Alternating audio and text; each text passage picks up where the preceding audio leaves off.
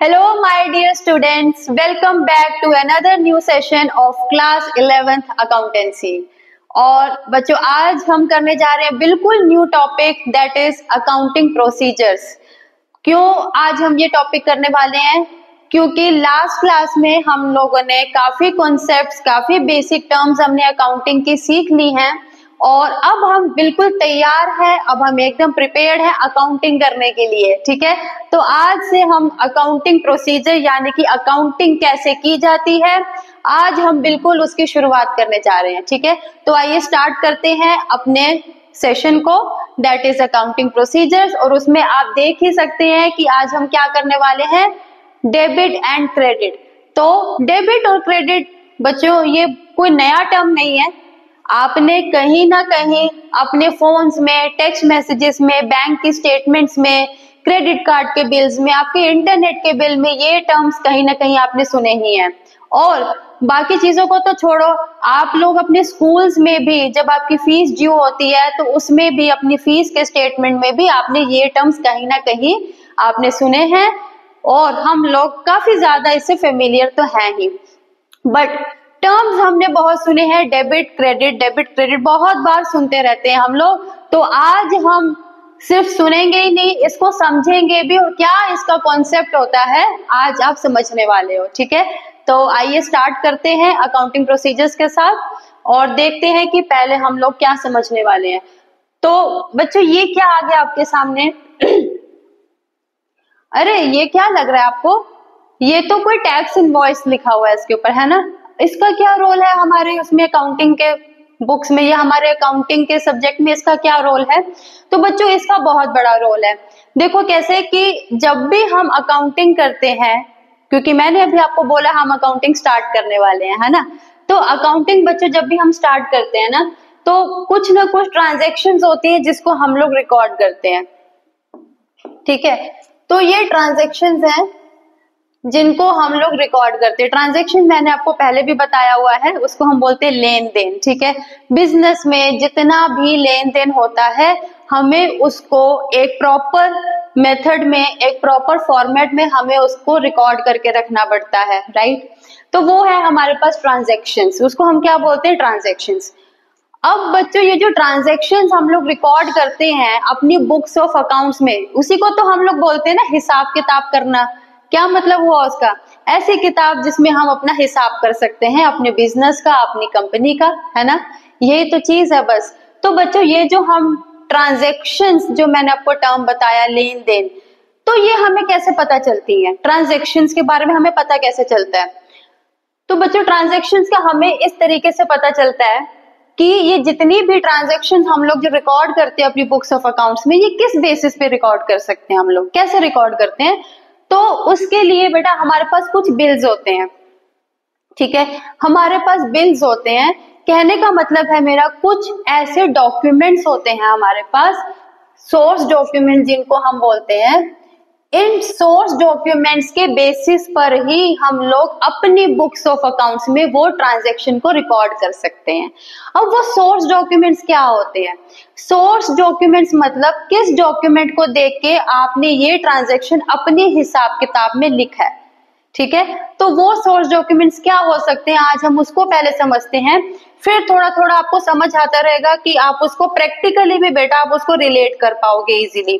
ठीक है, तो सोर्स डॉक्यूमेंट्स अगर मैं आपको बात करूं तो सपोज आपके बिजनेस ने, आपके जो बिजनेस है, आपका जो फर्म है या जो भी आप काम कर रहे हो, आपके पास कुछ बिल्स होते हैं। इन्हीं बिल्स को बेटा हम सोर्स डॉक्यूमेंट्स कह सकते हैं। अब वो बिल्स किस प्रकार के होते हैं, क्या होता है उन बिल्स में, वो देखते हैं।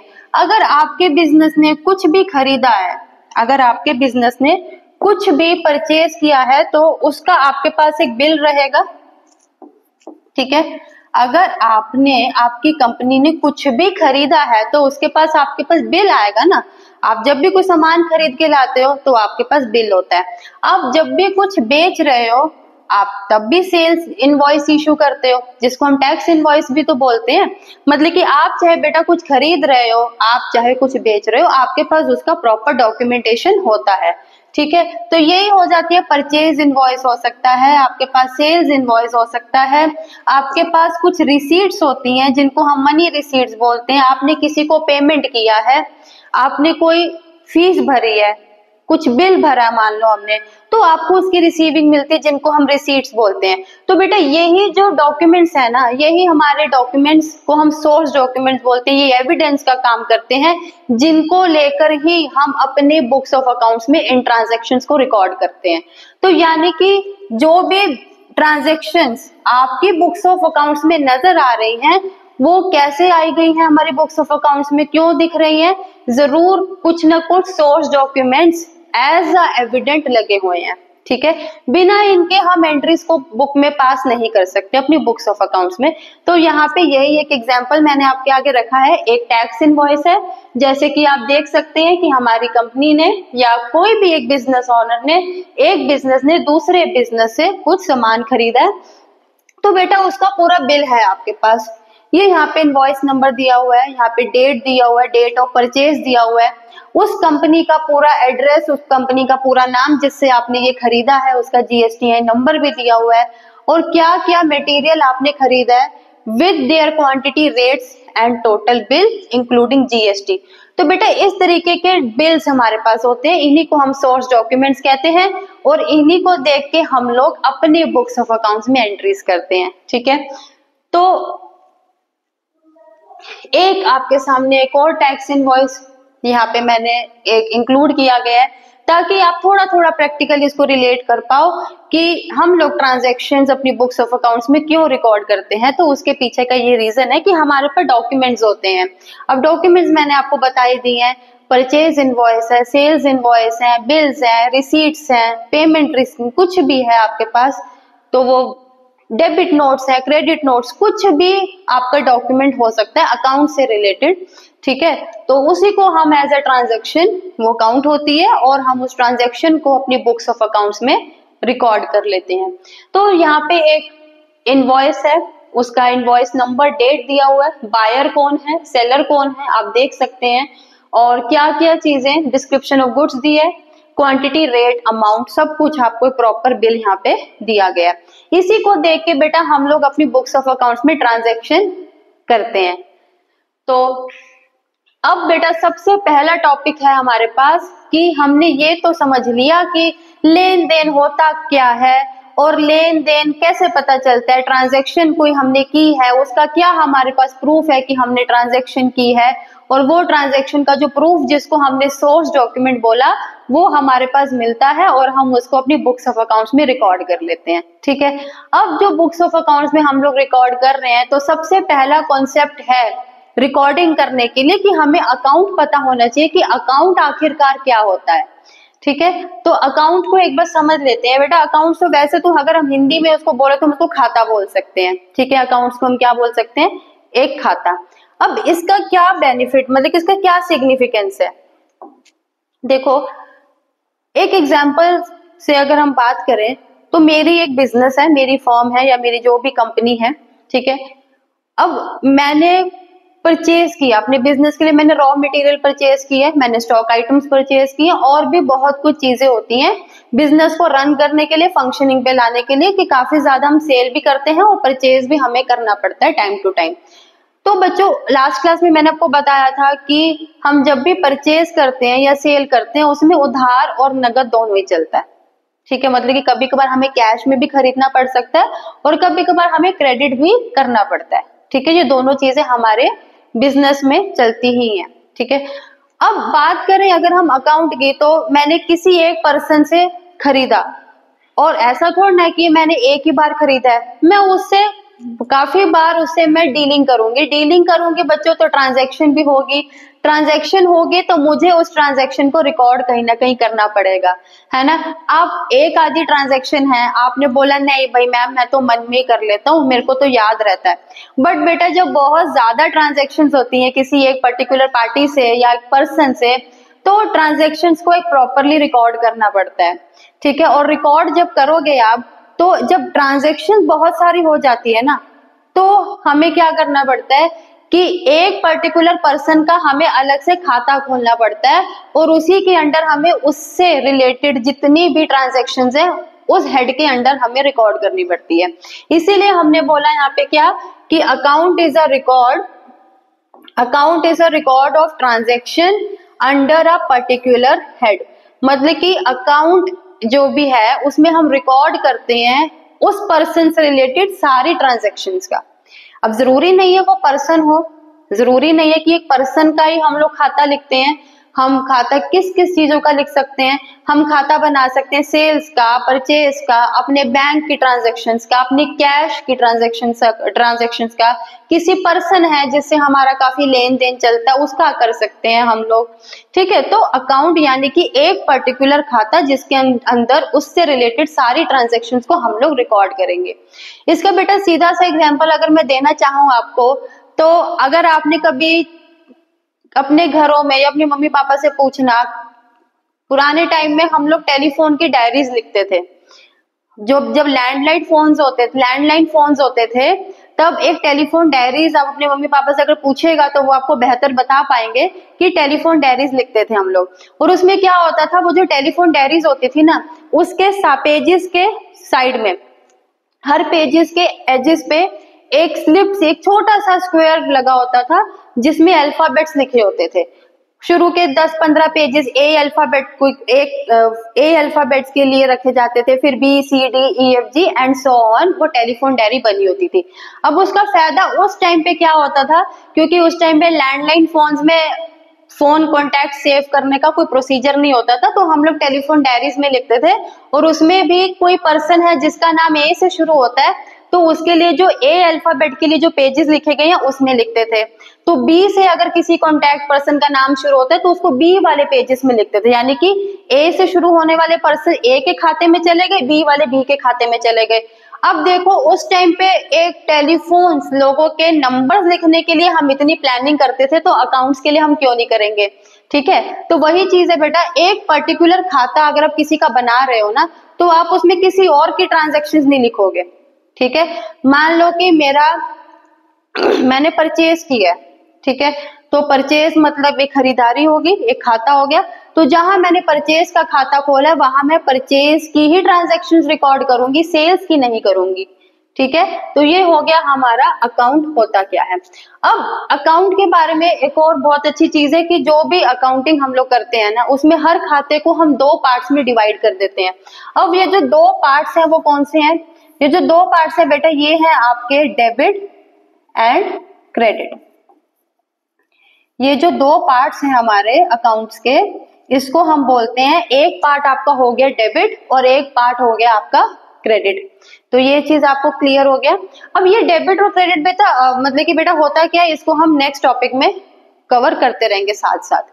अब अकाउंट के बारे में जो थर्ड जो कॉन्सेप्ट है, ठीक है, वो क्या है कि जो भी अकाउंट होता है वो टी फॉर्म में बनाया जाता है। अब टी फॉर्म में क्यों बनाया जाता है, इसको टी शेप अकाउंट बोलते हैं। मतलब कि अकाउंटिंग में, अकाउंटेंसी में जितने भी अकाउंट्स हम बनाते हैं वो सारे टी शेप में ही होते हैं, टी फॉर्म ही बोलते हैं उसको। टी फॉर्म बेटा इसलिए बोला जाता है कि सपोज ये हमने ऊपर लाइन होती है, एक साइड हमने डेडिकेट कर दी, डिनोट कर दी डेबिट के लिए, और एक साइड हमने दे दी क्रेडिट के लिए। अभी आप इसको ध्यान से देखोगे तो ये आपको टी लग रहा है ना, तो इसीलिए हम इसको टी शेप अकाउंटिंग भी बोलते हैं।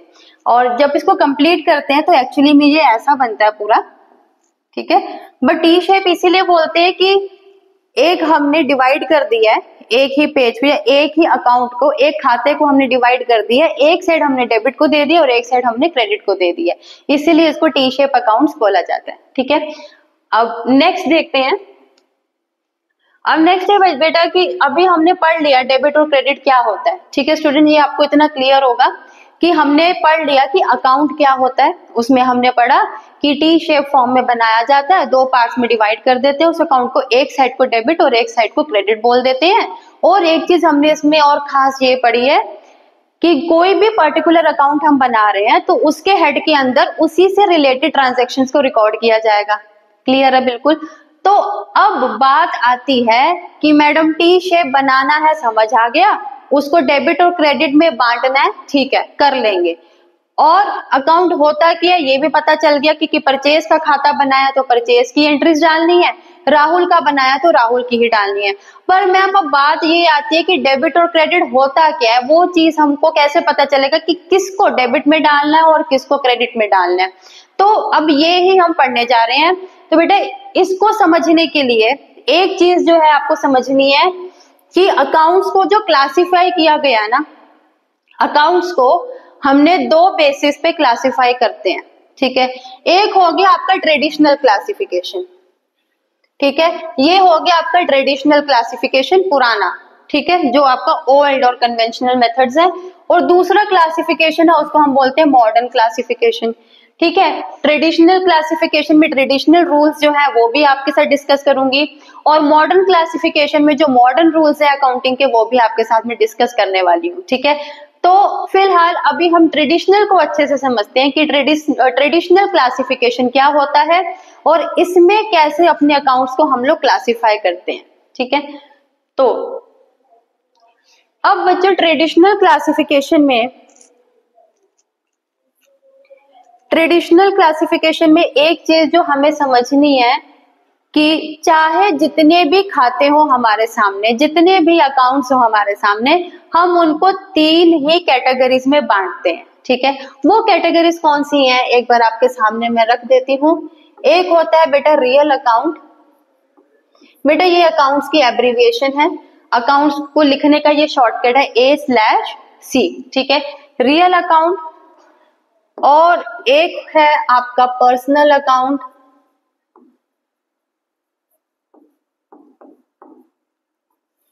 और एक आ गया बेटा आपका नॉमिनल अकाउंट।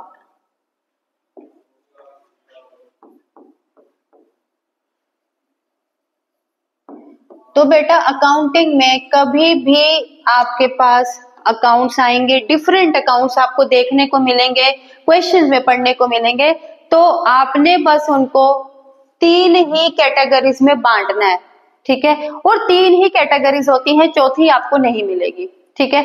अब वो तीन कैटेगरीज क्या है मैंने आपको बताया कि कोई भी अकाउंट हो, आप कोई भी अकाउंट उठा लीजिए, वो या तो रियल होगा, पर्सनल होगा या नॉमिनल होगा, चौथी आइटम कोई भी नहीं होगी उसमें से।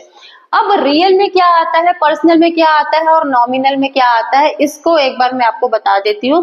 तो इसके लिए बेटा एक सिंपल सी चीज अगर आपको मैं रिलेट करके समझाना चाहूँ तो एक शॉर्टकट है, शॉर्टकट भी नहीं है, मतलब कि एक समझने के लिए आपको एक हिंट बता रही हूँ कि कैसे हम इसको इससे रिलेट कर सकते हैं। इसको बेटा रिलेट करने के लिए आप इतना याद कर लो कि जितने भी हमारे बिजनेस में हमें थिंग्स दिखती है ना, वो सारी रियल अकाउंट में चली जाएंगी, ठीक है। थिंग्स मतलब, अब आप बोलोगे मैम थिंग्स का मतलब, तो बेटा थिंग्स से मेरा मतलब है कि जितनी भी बिजनेस की एसेट्स हैं, हम पढ़ चुके हैं एसेट्स क्या होता है, या अपने बिजनेस में जितनी भी आपको बिजनेस की प्रॉपर्टीज जो नजर आती हैं वो सारी आप उनको इंक्लूड करने वाले हो रियल अकाउंट में, रियल अकाउंट में, ठीक है। तो यानी कि अगर कोई बिजनेस है, इमेजिन कर लेते हैं कोई भी एक बिजनेस है, उसमें आप एक फर्म में, आप एक बिजनेस में गए हो। अब बिजनेस के देखो आपको एंटर करते आपको क्या क्या बिजनेस की प्रॉपर्टीज नजर आ सकती हैं। सबसे पहले तो जिस बिल्डिंग में आप, जो बिल्डिंग है, जो वर्क प्लेस है, जहाँ पे उनका ऑफिस है, जो बिजनेस है, पहली बात तो वो बिल्डिंग होगी, वो बिल्डिंग भी एक एसेट हो गया। फिर आप अंदर जाते हो, आपको बिजनेस में फर्नीचर नजर आता है, ठीक है, आपको एसी नजर आते हैं, टेबल्स नजर आती है, चेयर्स नजर आते हैं, ठीक है। तो ये जितनी भी थिंग्स हो गए ना बिजनेस में, वो सब जाते हैं आपके रियल अकाउंट में। तो रियल अकाउंट आपको क्लियर हुआ। तो रियल अकाउंट में अगर हम एग्जांपल के लिए बात करें तो क्या बोलेंगे, मोटा मोटा अगर हम इसको समझे तो क्या बोलेंगे कि मैम जितनी भी एसेट्स होती हैं, जितनी भी प्रॉपर्टीज होती हैं बिजनेस की, उनको हम रियल अकाउंट में लिख दें। हाँ जी, इतना ही है। और एग्जाम्पल्स के तौर पे अगर मैं आपको बता ही दिया मैंने, क्या एग्जाम्पल हो सकते हैं, आपका बिजनेस में जो भी फर्नीचर है, मशीनरी है, ठीक है, मशीनरी है, फर्नीचर है, आपका बिल्डिंग है, प्लांट एंड मशीनरी है, ठीक है, इवन आपका कैश है ना, आपका पैसा, ठीक है। तो ये सारा, इसको हम किस में लिख देंगे, इसको हम लिख देंगे रियल अकाउंट में। क्यों लिख देंगे, क्योंकि ये थिंग्स हैं, ये क्या है, थिंग्स हैं। तो समझने के लिए हम बोल सकते हैं कि रियल अकाउंट मतलब जितनी भी चीजें हमें दिख रही हैं। ऐसा नहीं है कि जो चीजें खाली दिखती हैं वही रियल अकाउंट में जाती है, बट अभी एज अ बिगिनर सिर्फ समझने के लिए अभी आप इतना समझ लो बस कि जो थिंग्स है वो तो रियल अकाउंट में जाएंगी जाएंगी। जब एक बार आपको गोल्डन रूल्स यानी कि ये जो रूल्स है आपको पक्के हो जाएंगे ना, फिर आपको ये सहारे लेने की जरूरत नहीं पड़ेगी, ठीक है। तो उसके बाद आते हैं बेटा पर्सनल अकाउंट पे। अब पर्सनल अकाउंट से तो आपको पता ही चल रहा होगा नाम से, पर्सनल मतलब पर्सन से बना है, तो बिजनेस से रिलेटेड जितने भी पर्सन्स हैं वो सारे चले जाएंगे पर्सनल अकाउंट में। अब वो नेम, इसलिए यहाँ पे जैसे मैंने बोला ना बेटा थिंग्स, तो यहाँ पे अब याद कर लो नेम्स। यहाँ पे रियल अकाउंट के लिए मैंने आपको क्या एक हिंट वर्ड बताया है, हिंट वर्ड मैंने आपको क्लू वर्ड बताया था थिंग्स, तो पर्सनल अकाउंट के लिए आपका क्लू वर्ड क्या हो जाएगा, नेम्स। अब नेम्स किसके, पर्सन के। अब कौन से पर्सन, अब बिजनेस में ना बेटा एक चीज बहुत अच्छे से ध्यान रखनी है अकाउंटिंग करते वक्त कि जो नेम्स होते हैं ना वो पर्सन के। अब पर्सन दो तरीके के हो सकते हैं, एक हो गया नेचुरल पर्सन यानी कि आप हो, मैं हूं, है ना, राम है, श्याम है, गीता है, सीता है, ये हो गए नेचुरल पर्सन्स, ठीक है। बट इसके अलावा भी पर्सन्स होते हैं जिनको हम बोलते हैं आर्टिफिशियल पर्सन्स। आर्टिफिशियल पर्सन मतलब कंपनी है, बिजनेस है, ठीक है, वो हो गए आपके आर्टिफिशियल पर्सन, ठीक है। जैसे आपका फैक्ट्स एंड लॉजिक्स एकेडमी है, आपका कोई यूनिवर्सिटी है, दिल्ली यूनिवर्सिटी है, एसबीआई है, आपके बैंक्स हैं, कोई भी और कंपनी ले लो, एडिडास है, ठीक है। तो ये सारे क्या हो गए आपके पर्सनल अकाउंट। तो यानी कि पर्सनल अकाउंट में सिर्फ नेचुरल पर्सन्स नहीं, आर्टिफिशियल पर्सन्स को भी हम लोग इंक्लूड करेंगे। आर्टिफिशियल पर्सन मतलब कोई कंपनी है, कोई ऑर्गेनाइजेशन है, कोई इंस्टीट्यूशन है, इनको हम लोग पर्सनल अकाउंट में गिनते हैं। इसलिए मैंने क्लू वर्ड आपको याद रहेगा, क्लू वर्ड क्या हो गया पर्सनल अकाउंट का, नेम्स, ठीक है। और रियल अकाउंट का क्लू वर्ड याद है ना आपको, थिंग्स, ये भूलना नहीं है आपने, ठीक है। अब इसके भी एग्जाम्पल लिख लेते हैं, एग्जाम्पल लिखने से आपको मेमोराइज हो जाएगा और आपको याद भी रहेगा। तो क्या एग्जाम्पल दे सकते हैं नेम्स में, हम लोग दे सकते हैं राहुल अकाउंट, ठीक है, गीता है, सीता है, एक आधा कंपनी का भी नाम लिख लेते हैं, जैसे आपका हो गया एसबीआई, ठीक है, और आपका दिल्ली यूनिवर्सिटी है, ठीक है, और एक और कंपनी का नाम लिख लेते हैं, मान लो XYZ कंपनी, ठीक है। कोई भी कंपनी हो, कोई भी कंपनी है उसको हम पर्सनल अकाउंट में लेंगे क्योंकि वो भी एक नाम है, ठीक है। और बेटा आपको इतना तो पता ही है कि जब भी कोई प्रॉब्लम होती है हम लोग कंपनी के ऑनर को तो हमें पता ही नहीं होता, एक आधी जो most famous well known companies हैं, ब्रांड्स हैं, उनके ऑनर का तो फिर हमें पता होगा, बट कितनी ही कंपनीज ऐसी हैं हमें पता ही नहीं है ना, हमें उनके ऑनर का तो नहीं पता, बट फिर भी बात तो हम ऐसे करते हैं जैसे वो असली का पर्सन है। एग्जाम्पल, आपने कोई वॉच खरीदी, ब्रांडेड वॉच थी, आपकी खराब हो गई, आप कैसे बोलोगे भाई इस कंपनी की तो वॉचेज ही ऐसी है ना, मुझे तो ये कंपनी पसंद नहीं है, मेरे को तो वो ऐसे ही लगते हैं। तो ऑनर का नाम हमें नहीं पता होता कौन है, बट हम कंपनी के साथ ऐसे ट्रीट करते हैं जैसे वो एक पर्सन ही हो, इसीलिए ये लीगल एंटिटीज बोलते हैं बेटा, इनको क्या बोलते हैं, लीगल एंटिटीज बोलते हैं, इसीलिए इनको हम पर्सनल अकाउंट में काउंट करते हैं, ठीक है। उसके बाद हम आ जाते हैं नॉमिनल अकाउंट में। अब बेटा नॉमिनल अकाउंट के लिए इतनी एक सिर्फ एक टर्म में आपको बताऊंगी, उसका मीनिंग आपको आगे जाके पता चलेगा। इसके लिए हमारे पास एक टर्म है टेम्परेरी अकाउंट्स, इसको हम बोल सकते हैं जितने भी टेम्परेरी अकाउंट्स हैं वो सारे नॉमिनल अकाउंट में आ जाएंगे। अब टेम्परेरी क्यों बोलते हैं वो हम आगे पढ़ेंगे, अभी हम इसका एग्जाम्पल पढ़ते हैं। तो इसके लिए क्लू वर्ड आप लिख लो टेम्परेरी अकाउंट्स, ठीक है। जैसे कि बेटा बिजनेस में कोई भी इनकम हुई है, ठीक है, क्या हुआ है, इनकम्स है, गेन्स है, कुछ लॉस हो रहा है, एक्सपेंसेस है, तो ये सारे आपके आ जाएंगे नॉमिनल अकाउंट में, यानी कि खर्चा है, नुकसान हो रहा है, आपको प्रॉफिट हो रहा है, फायदा हो रहा है, मुनाफा हो रहा है, ये सारी चीजें हमारी जाएंगी नॉमिनल अकाउंट में, ठीक है। तो ये तीन मेन अकाउंट्स थे, यानी कि अब अगर आप मुझे पूछो कि मैम अगर कोई भी हमारे सामने अकाउंट आता है तो क्या उसका मतलब वो रियल, पर्सनल या नॉमिनल में से कोई एक होगा, हाँ जी, इसके अलावा कोई चौथा क्लासिफिकेशन आपको नहीं करना है as per traditional classification of accounts. ठीक है, एक चीज अच्छे से समझ आ गया आपको, बहुत अच्छा। अब बच्चों इसको क्या है, अभी कहने को तो मैं आपको रूल्स भी अभी करा दूं, गोल्डन रूल्स भी अभी हम कर सकते हैं, बट अभी मैं गोल्डन रूल्स आज नहीं कराने वाली हूँ। अभी हम टेस्ट करेंगे कि आपको रियल, पर्सनल और नॉमिनल अकाउंट की अंडरस्टैंडिंग कितने अच्छे से हो पाई है। ठीक है, तो अभी हम एक क्वेश्चन करते हैं, फिर नेक्स्ट क्लास में मैं आपको रूल्स और उससे रिलेटेड हम लोग क्वेश्चंस को शुरू करेंगे, और अब हम प्रैक्टिकल पार्ट के ऊपर चलने लग जाएंगे। ठीक है, तो अब हम इसको समझते हैं एक बार। तो बच्चों एक बार सम अप कर लेते हैं, राइट, एक बार सम अप कर लेते हैं कि क्या हमने सीखा है। तो हमने क्या सीखा है कि पर्सनल अकाउंट की अगर हम बात करेंगे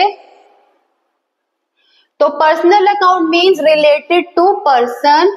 ठीक है, personal account means related to person with whom a business keeps dealing. ठीक है, वो पर्सन जिससे कि बिजनेस का लेन देन और डीलिंग चलती रहती है।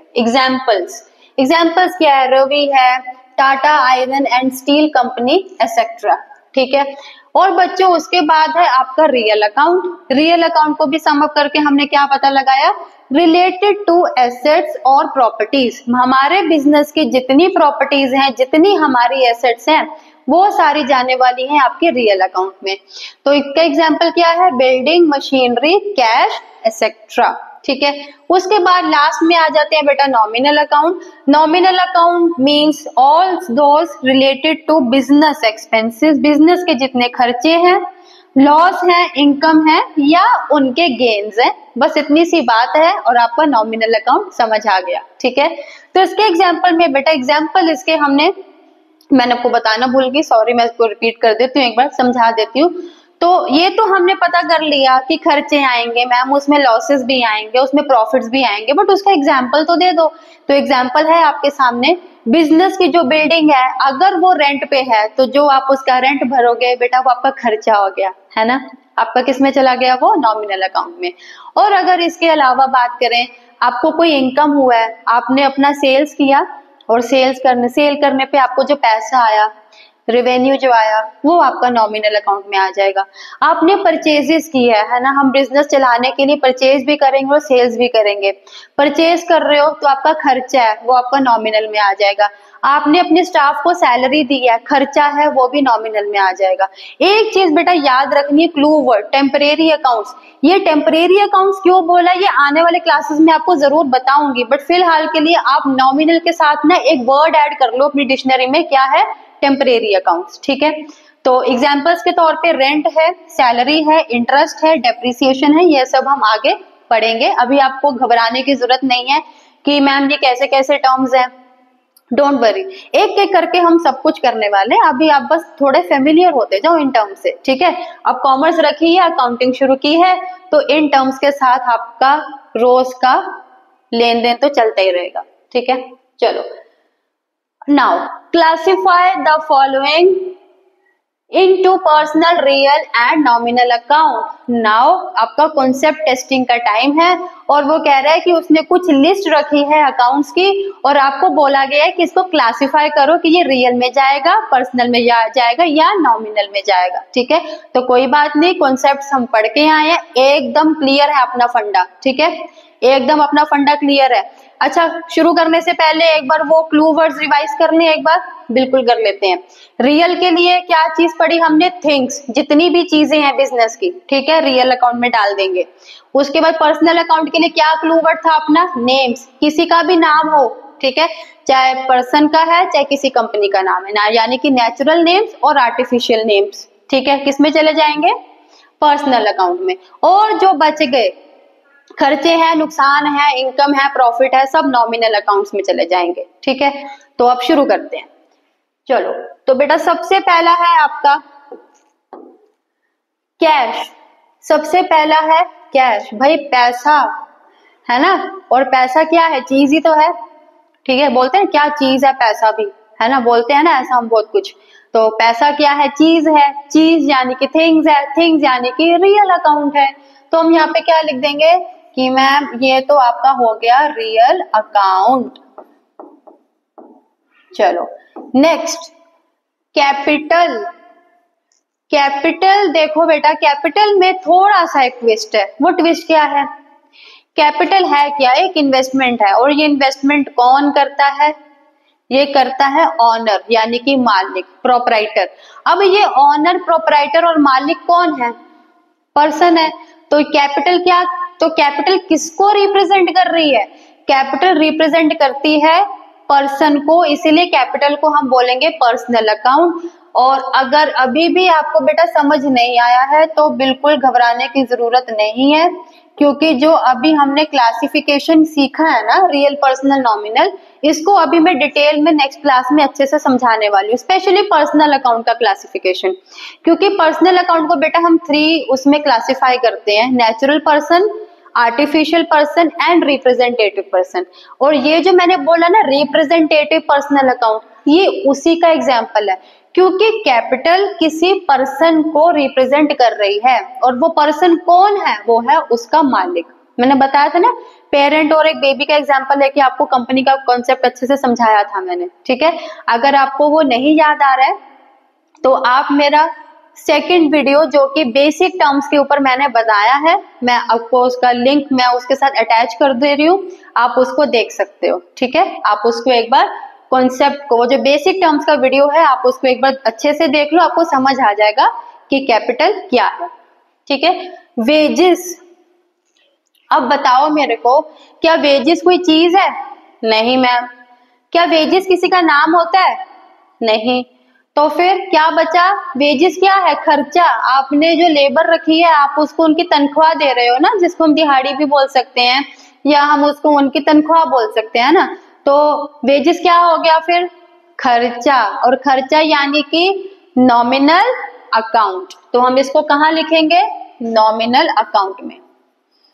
जब एक बार बेटा ये चीज आपकी क्लियर हो जाएंगी, अंडरस्टैंडिंग आपकी आ जाएगी, फिर आपको जर्नल एंट्रीज करने में टाइम नहीं लगेगा और बिल्कुल इजी हो जाएगा आपके लिए। उसके बाद है बेटा बिल्डिंग। बिल्डिंग अभी हम पढ़ के आए, मैं बिल्डिंग तो थिंग है और वो एसेट है, प्रॉपर्टी है, इसलिए हम इसको लिखेंगे रियल अकाउंट में, है ना। All clear. उसके बाद बेटा रेंट। अगेन भाई अगल बोलते हैं ना घर पे, ऐसा अगला महीना आने वाला है और दुकान का रेंट देना है, खर्चे सर पर तैयार है, तो फिर आगे बात खर्चे की, और खर्चे किस में चले जाएंगे आपके? अगेन नॉमिनल अकाउंट, ठीक है। किस में चले जाएंगे? Nominal account. इंटरेस्ट रिसीव्ड, अरे फायदा भी होता है भाई बिजनेस में, जरूरी थोड़ा ना हर बार ही हमें खर्चा ही होगा, नुकसान नहीं होगा। हो गया ना फायदा, आपको इंटरेस्ट आया कहीं से, ठीक है, तो ये इंटरेस्ट कहाँ जाएगा? आपका नॉमिनल अकाउंट में, ठीक है। तो खर्चे देख के घबराना नहीं है आपने। उसके बाद है आपने कहीं पैसा इन्वेस्ट किया है। अब पैसा हम क्यों इन्वेस्ट करते हैं? पैसा आपने कहीं इन्वेस्ट किया, वो आपका खर्चा थोड़ी ना हुआ है। आपने पैसा इन्वेस्ट करते हो क्या सोच के कि भाई जो पैसा लगा रहा हूँ वो तो वापस लूंगा ही लूंगा, उसके ऊपर इंटरेस्ट अलग कमाऊंगा मैं। तो ये जो आपने इन्वेस्टमेंट किया है ना, ये आपका एसेट हो गया। क्या हो गया? एसेट। और एसेट यानी कि थिंग, थिंग यानी कि रियल अकाउंट, ठीक है। तो ये आपका चला गया रियल अकाउंट में।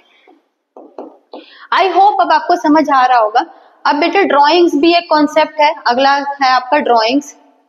तो ड्राइंग्स भी क्या होता है बेटा? जब बिजनेस का जो ऑनर है ना, जब ऑनर है या प्रोपराइटर है या बिजनेस का मालिक है, पर्सनल यूज के लिए कैपिटल में से कुछ पैसा निकलवा लेता है, तो उसको हम ड्राइंग्स बोलते हैं।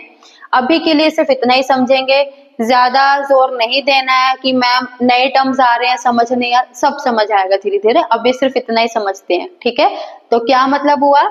जब भी ऑनर पर्सनल यूज के लिए बिजनेस के कैपिटल में से कुछ पैसा निकलवा लेता है तो उसको हम ड्राइंग्स बोलते हैं।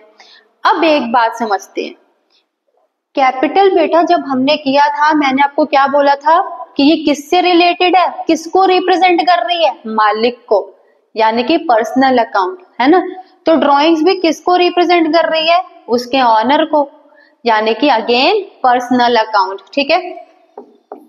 ये जितने भी कॉन्सेप्ट्स आ रहे हैं ना बेटा, एक एक करके हम सब दोबारा से क्लियर करने वाले हैं, ठीक है। उसके बाद बेटा मशीनरी, एंड मशीनरी थिंग है, रियल अकाउंट।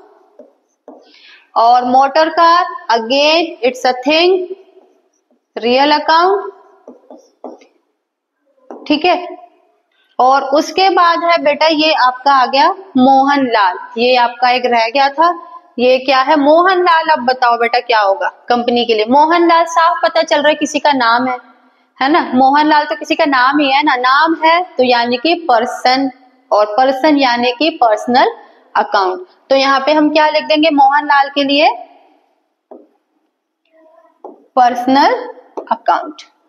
तो बच्चों ये था आपका डेबिट और क्रेडिट का कॉन्सेप्ट, और मेन जो हमने आज पढ़ा था वो था कि अपना जो डेबिट और क्रेडिट का जो रूल हम आगे पढ़ने वाले हैं, उस रूल को समझने के लिए अभी हमारे लिए जो जरूरी था वो था ट्रेडिशनल क्लासिफिकेशन ऑफ अकाउंट्स, कि अकाउंट्स को कैसे हम लोग क्लासिफाई करते हैं। तो उसके लिए हमने ये समझा real, personal and nominal account. I hope कि आपको बहुत अच्छे तरीके से समझ आया होगा। आप रियल, पर्सनल, नॉमिनल को एक बार फिर से रिवाइज कीजिए, इन क्वेश्चंस को अच्छे से देखिए, और क्लू वर्ड्स बिल्कुल नहीं भूलना है आपने। यही क्लू वर्ड्स आगे जाके पूरे अकाउंटिंग के सफर में काम आएंगे ये हमारे, ठीक है। तो तब तक के लिए आप लोग इसको सेशन को दोबारा से देखिए, प्रैक्टिस कीजिए, और मिलते हैं फिर अगले सेशन में गोल्डन रूल्स ऑफ अकाउंटिंग के साथ, ठीक है। So thank you so much.